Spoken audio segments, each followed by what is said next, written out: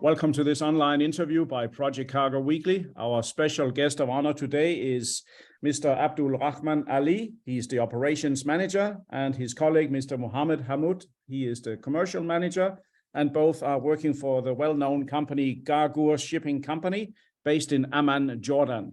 First and foremost, gentlemen, very welcome to this interview. Thank you, Mo. Thank you. We're very happy to be here and have this interview with such a prominent figure as yourself. Oh, thank you very much. Now I'm getting more and more happy. Getting praise from the morning, that's always a good thing. Okay, I always start by giving my interviewees a chance to just briefly introduce their career and why they are in logistics and shipping. So starting with you, AbdulRahman, how come you're in shipping? Why are you not sitting in the National Bank or in the Parliament?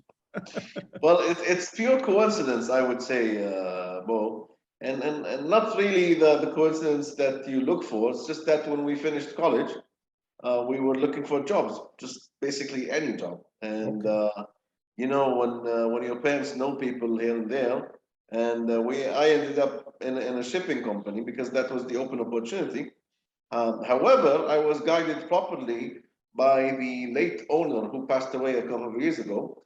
And he said, listen, if you want to really succeed in your life, this is the career you have to follow. So go ahead, focus, work hard, and it will pay off at the end. It's a very interesting business that he's been in for the past maybe 40, 50 years, and it paid off apparently with him. So that's why I got into it. And then, of course, it became an enjoyable career. Yes. Something that happens every day these days. So it's quite interesting. Exactly. No, it's what I hear from many people around the world, because every day is different. That's why we love shipping. Correct. Yeah. And Mohammed, how about you? How come you are in shipping and logistics? Shipping here? Yeah. How come you are now in shipping? Started from my wife. Ah, okay. Your boss. Yes. Yes, he already worked in Gargour shipping. Okay. Then she convinced him. Yes. Okay, that's good. It's funny, you know. I have also a wife who's a boss, so she also convinced me the same way. Okay, it's Makes good. sense. Yeah, good to hear. Right, getting back to Gargour Shipping Company, AbdulRahman, what can you tell me about your company? You are headquartered in Amman. You also have other offices, and tell me about your main activity in the country of Jordan. Well, I'll tell you an interesting story about our company. Our company was actually established in 1928. Okay, wow. Which is a very long time ago. And you'd be surprised that they started with automotive trading. Okay. And the way the company started is that back in, we call the city Jaffa in Palestine, they used to be there, and then they used to exchange, barter oranges for Mercedes cars in Germany.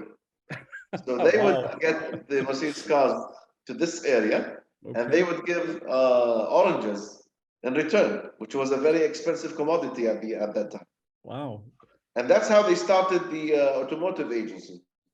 And then when they started the Mercedes-Benz automotive agency in the Middle East, let's say Jordan or the Levant region, they wanted some way to ship those cars. So they got into the shipping industry. Mm-hmm. And in 1956, I would say, they were the first agent of the first vessel to ever call Aqaba port. Okay. And that's when the journey started, of course. And they've been in the shipping and logistics industry for at least now more than 60 years. Okay. They've represented almost every shipping line that was existing at that time. And now with all the consolidation happening around in the shipping industry, we represent a container line, which is the Ocean Network Express. We also represent Mitsui MOL Ace, the Roro carrier. Yeah. And we do a lot of tramp vessels, agency services. We do a lot of cruise lines, especially after the restarting after COVID-19 these days.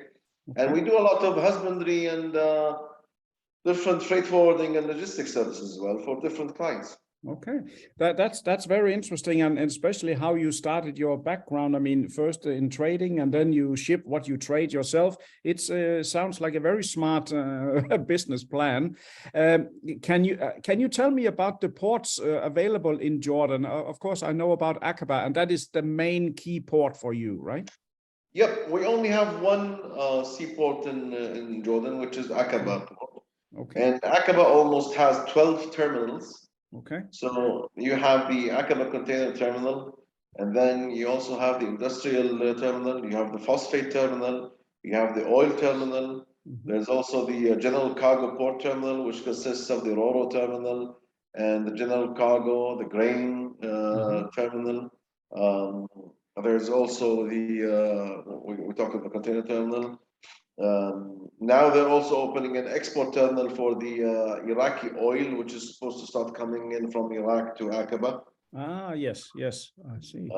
That's of course it's an old project that's been delayed for a little while because of the security issues, but I believe they're still working on it. And they're also building the new cruise terminal, which is being built by Abu Dhabi Ports after signing an agreement with the Aqaba Development Corporation last year. Okay. So starting the end of this year, we're going to have a new cruise terminal as well. Okay, fantastic. So things seems that things are really developing. And of course, I've heard that I've never been to Jordan, and that's of course my mistake. I have to go and visit your country soon, and also the port of Aqaba I heard many times. But you mentioned that you represent the Japanese one and also MOL Ro-Ro. And I suppose that do they the ones that you represent, they call Aqaba directly with mainline, or is it feedered to other hubs, or is it direct into Aqaba? Oh no, they call it with the main lines. Okay. Ocean Network Express actually had deployed 4 vessels in the AR1 service from the Far East to Aqaba. These days, they don't have their own vessels deployed in the service. But you know, it's a shared service between Ocean Network Express, Hapag-Lloyd, Yangming, Wanhai. So now they're using the other vessels, of course. But I think after next year, you know, they're building a lot of new vessels. They will have more vessels deployed in the service. But yeah, it's basically a main service from the Far East to Aqaba. As far as MOL Roro is concerned, yes, they call regularly. Sometimes twice a month, from the Far East to Europe, using their main vessels. Okay, that's interesting, because I have quite a few contacts in Europe that would be interested to know more about MOL, and if you have the relationships, I might connect them to you. I think that's a good idea. Oh yeah. Yeah, very good. And what are the main? Not knowing so much about your beautiful country, but I have seen some pictures. What are the main export articles that you have out of Jordan? You mentioned phosphate. That's one of the major things that you export? Yes, the main export commodity is fertilizers, correct. Fertilizer. Phosphates, potash, potassium nitrate. I think they're one of the largest potash exporters around the world. So they're competing with the top 3 or 4 companies around the world. Okay. Phosphates are mostly being exported to the Indian Farmers Association, which is one of the biggest fertilizer importers around the world as well. So yes, they're very. This is the main export commodity going from Jordan, as well as other commodities such as the garments. Garments for U.S. companies are being manufactured at the qualified industrial zones, and now we have very large zones for garment industry, just like the ones in Bangladesh and Vietnam and Indonesia. You know, these garment industry over there. So we have the similar in Aqaba and in northern cities in Jordan. They do the garments for Gap, Walmart, all those US brand companies. And then at a larger, smaller scale, we've got the pharmaceuticals as well. Okay. Yeah. Interesting. But those are the main commodities going from Jordan. Okay, and I suppose the imports are the machinery and all kinds of things coming out of just like Asia. like everyone else. Exactly. But you're not a manufacturing country. You're right. No. The Samsung flat screen television is everywhere, right? Correct. So may I ask a question from a little bit of a political standpoint? Do you have a lot of Chinese involvement in Jordan? Do you see them investing a lot in your country? No. Not at the moment. No, because we are reliable on Chinese imports like everybody else, but no, yes. there's not a lot of Chinese investments. Right. No, it's just that most investments are from the GCC countries. Yes. And of course, the GCC countries now seem to be quite booming. I mean, a lot of things are going on, also infrastructure. We hear about railways. I just saw yesterday that UAE and Oman are starting a passenger railway link, and a lot of things are happening in GCC. And don't forget, Bo, that the widely anticipated Neom city is only 100 kilometers from Aqaba. So yes. Aqaba is also looking forward to using that opportunity, some kind of cooperation between Neom and Aqaba. I'm sure that they're going to make good use of that opportunity in the future. Yes. So if turning back to shipping and arrangement via the port of Aqaba, so that means if you are an independent ship owner and you suddenly have a vessel coming into Aqaba, then you can be the shipping and the vessel's agent, you can be the protecting agent, you can arrange everything that's needed for the vessel's call, right? Correct. And we do this week in, week out. You're right. Okay. I can imagine. Yes, because as our viewers might know, I can tell them that I got to know you thanks to a contact we both of us have in ex-Rigmas line in the UAE. Yeah. So I think that's also why we love this business, because connections are gold, as they say, right? Correct. Do you think he's watching them? No, I think not, but he will watch it. I'm sure we will send it to him. So tell me about how many people are you at the Gargour shipping company at the moment? Almost 37, 38 plus minus. Okay, so if we mention to our viewers here, you can do freight forwarding, you can do inland transportation, trucking, shipping agency. So basically you offer the whole package for anyone who has business in Jordan, right? Yes, because these days, if you're only doing shipping agency, you're losing a lot of opportunities. So yes. You have to have the full package. Yes. We even do third-party warehousing, customs clearance. Now we're getting involved even in air freight, just like everybody else. Okay. There's a lot of business out there, and if we only restrict ourselves to ship agencies, then and by the way, ship agencies are changing these days. It's not like the way it used to be in the past. No, especially with all this digitalization going on. I'm sure, and I've read a lot of articles saying that shipping agency is going to change forever in the future. You're not going to really need a lot of shipping agents around the world the way you do now. No, you're right. We have to adapt with the times. You mentioned export from Iraq via Aqaba. Is it also so that let's just assume that cargo for places in Iraq, can that be transshipped to Iraq via Aqaba as well? Definitely, and Aqaba tries to position itself as a transit port to the neighboring countries. Okay. Iraq, and in the past Syria before the sanctions, But yes. I'm sure that in the future, once the sanctions are lifted and the situation goes back to normal, then Syria is going to become another pillar for the transit. But yeah, Aqaba actually, before, let's say, at least 15 years, the main source of imports was going all to Iraq. So transit cargo to Iraq represented almost 30% of imports going into Aqaba. Okay. Wow. Now, on the other hand, you need to be aware, of course, that the port industries in Iraq, Qasr port has developed significantly since the early 2000s. So even the Iraqis are not being too reliable on Aqaba these days because they have other routes. But Aqaba will always remain a very important transit port, especially to the western area of Iraq, yes. which what they call the western province in Iraq, because it's closer to the Jordanian borders. Right, right. Now, this is very important to know, because for many who sit maybe with a project and they go to the traditional ports and maybe don't think that Aqaba could be the solution, you know. Correct. So that's really good to know also for our viewers here.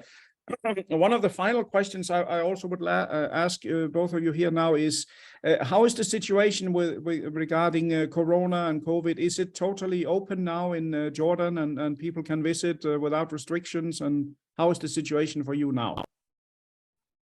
We finished last year, my friend. That's good.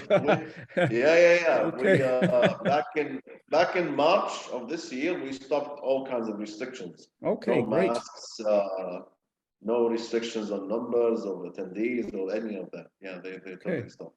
But that's very good. Yeah, because it seems that at least for we mentioned China earlier, it seems they are still holding out with some restrictions. Hong Kong still is a problem. So that's why I asked, just to have the latest update from you.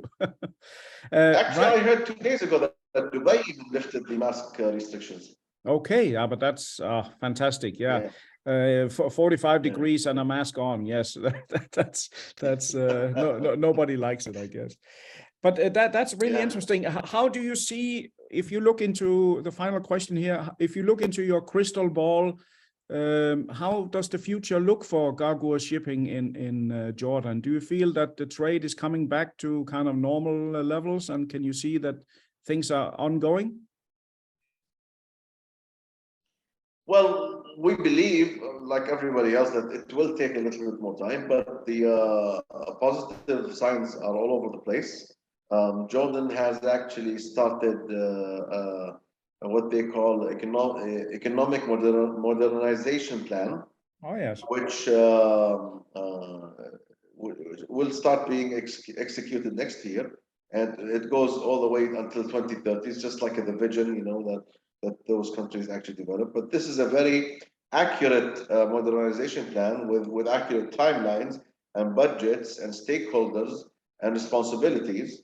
Okay. This was conducted a couple of months ago by the Royal Court, after the instructions of His Majesty King Abdullah.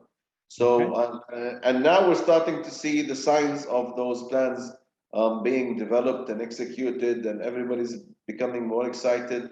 Actually, yesterday, for example, Aqaba Container Terminal announced its vision for Jordan for the next 10 years.